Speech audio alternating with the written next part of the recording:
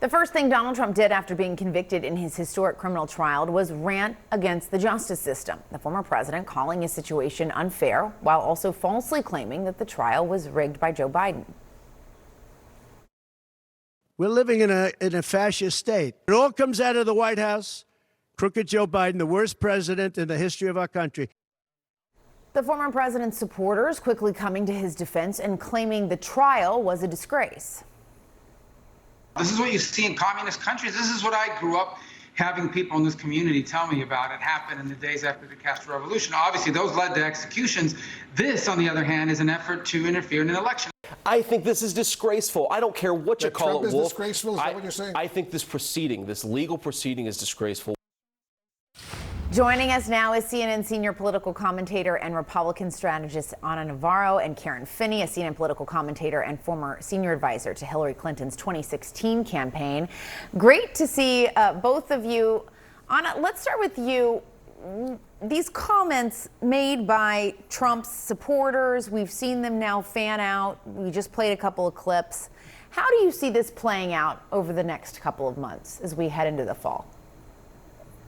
Well, look, I think for most of us that are clear-eyed, it's obvious what's happening here, which is that there's people like J.D. Vance, like Marco Rubio, like Tim Scott, who are auditioning to be Trump's VP, and they are in a contest with each other as to who can say the most outrageous things.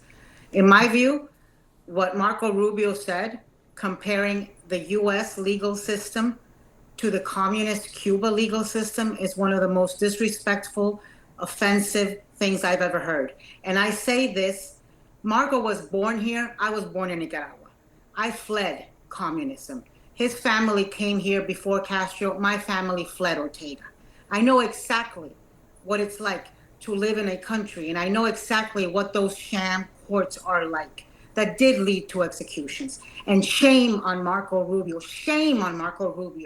for comparing what happened in Cuba, what happens in Nicaragua, what happens in Venezuela, what happens in those countries that he knows only too well, to this, just to curry favor with Donald Trump. That is the height of irresponsibility and recklessness and servility. How servile can you get? And Karen, an NPR poll that was taken before the verdict came down found that 67% say the verdict makes no difference to their vote. 17% say it will make them less likely to vote for Trump, 15% more likely. There is a lot of ink being spilled, minutes on television being taken up, of all of us trying to look into our crystal ball and say, what does this mean, and who will benefit? Does anyone benefit? How do you see it playing out? So actually, Jessica, I think the honest answer is we don't know, and we may not know for a few weeks, because I think it's going to, we have to remember, and we keep saying it, but I think it bears saying again, this is unprecedented. This has never happened. And so I think Americans probably need a minute or two to absorb this, particularly because most Americans are going about their daily lives, and perhaps this weekend, as they're checking in with the news about what happened this week, really starting to absorb not just the fact that Donald Trump has been convicted of a crime, but the crime was actually towards trying to win the 2016 election, right? He broke the law in an effort to help himself for the 2016 election, while he's facing charges of both trying to impede in the 2020 election and potentially overturn it, right? So that's a lot for people to absorb. But I think the question will really be, when people go to the ballot box, they're going to have to ask themselves, do I really want to vote for a criminal, a convicted criminal? Is that the person who I trust with my future? Or do I trust Joe Biden, who's a good, decent man who, I think most people think they may disagree with the job he's done, but I think they believe he's been trying his best. And so I think that contrast is all the more underscored, and I think that's the question people will have to ask themselves. And Ana, I want to stay with your points from just a moment ago about how some of these Republicans, what they're saying in light of this verdict. I want to talk about House Speaker Mike Johnson. He's accused Democrats of weaponizing the judicial system. We can play a little clip of what he said. We're outraged by it. I think the American people are. What happened to President Trump is lawfare. There's no other way to describe it. They went after the Democrat Party and they used the system of justice to go after a political opponent. I think that this will probably guarantee that President Trump is reelected president, and I think their strategy is going to backfire on them. I mean, Anna, if we zoom out, Hunter Biden, the president's son, is about to go on trial. Senator Bob Menendez, a Democrat from New Jersey, is on trial on bribery allegations. Speaker Johnson has said that the Supreme Court should take action. How corrosive is it to try to tell the American people that politically it is the Democrats coming after the Republicans?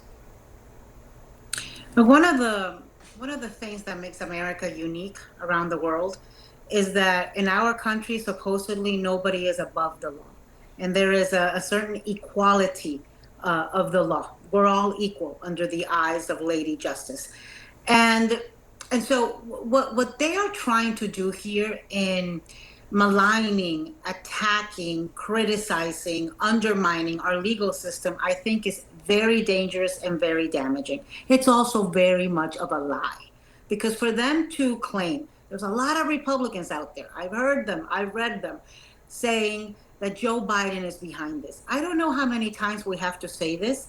This was a state legal action. This had nothing to do with Joe Biden.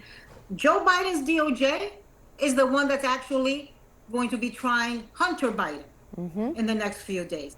But Donald Trump was tried in the state of New York, and he was indicted not by Joe Biden's DOJ, not by anybody having to do with Joe Biden. He was indicted by a grand jury of 12 regular New Yorkers. He was convicted by a grand jury of 12 regular New Yorkers after they listened to 6 weeks of legal proceedings and testimony, including from people who like and support Donald Trump, like Hope Hicks, like Pecker, people who are on his side, but who went on there and testified as to the truth. That's why Hope Hicks was crying on the stand, because she knew that the things she was saying were true and were causing harm to the case of Donald Trump. So people need to understand that. It was the evidence that led a jury of regular New Yorkers to convict Donald Trump. It was not Joe Biden. I'd venture to guess that Joe Biden is actually, politically speaking, wouldn't have liked for this not to be the case, and is not focusing on this as part of the campaign. He is focusing on beating him on the ballot box. And Karen, it's interesting because in 2016, Trump attacked Hillary Clinton and said she would not be fit for office if she was indicted. So let's listen to what he said. This is 2016. If she were to win this election, it would create an unprecedented constitutional crisis. In that situation, we could very well have a sitting president under felony indictment and ultimately a criminal trial. It would grind government to a halt. It's kind of unbelievable there. It would grind government to a halt. He's kind of describing his own situation, Karen. Oh, yeah, I remember it quite well when he said it. And I think the other thing he actually said, I believe, in those remarks was how much chaos there would be if Hillary Clinton was elected president. So just let all that sink in for just a moment. Look, I think we have to take a step back here. There's a couple of things. As Anna points out, you're seeing the Republican Party fall over itself for the most part to show their fealty to Donald Trump, to undermine our justice system. And it is very dangerous for the country. But I think it's for us to remember, too, this is what Trump has brought on our country. And it's also the Trumpism that he has brought to our politics. And I agree absolutely with Anna, and she's right. Joe Biden wants to beat Donald Trump at the ballot box, and that is the focus. It will be for others to, those of us here to comment about, what this means. I think that's why you saw the president come out Friday and have a very serious press conference about what's happening in the Middle East.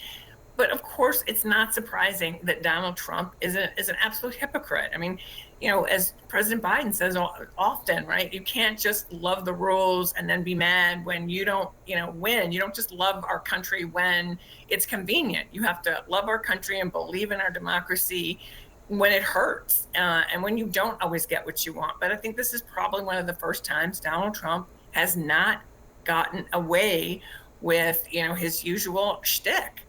Which he frankly got away with for decades in New York. All right, Ana Navarro and Karen Finney, our thanks to both of you. Always good to see you both. We really appreciate it.